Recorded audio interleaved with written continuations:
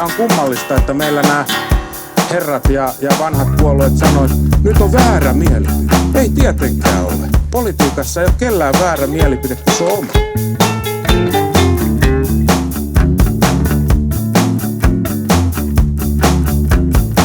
Nyt on väärä mielipide. Ei tietenkään ole.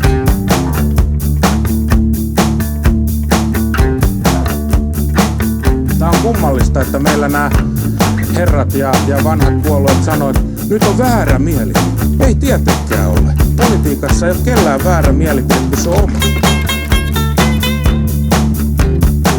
Ei mielipide voi olla, ei se voi olla väärä, jos se on sun oma.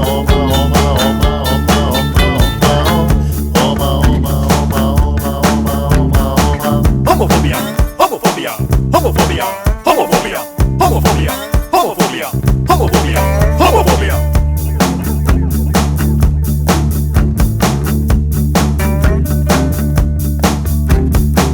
Ei mielipide voi olla, ei se voi olla väärä, jos se on homofobia, homofobia, homofobia, homofobia, homofobia, homofobia, homofobia, homofobia.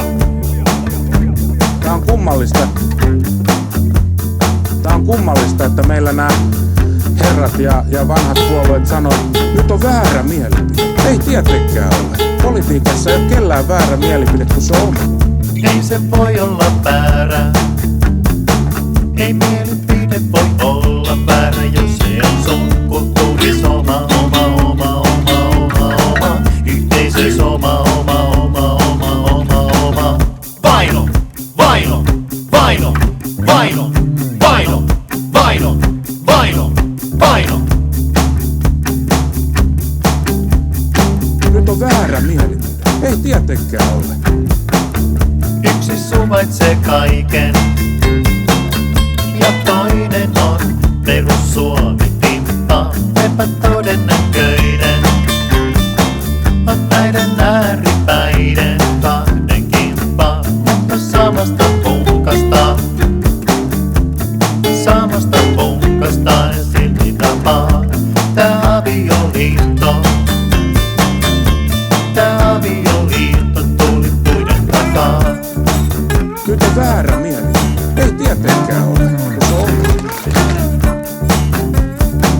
Homofobia, homofobia, homofobia, homofobia, homofobia, homofobia, homofobia, homofobia. Nyt on väärä mielipide. Ei tietenkään ole. Kohteen kannalta on kai se ihan sama.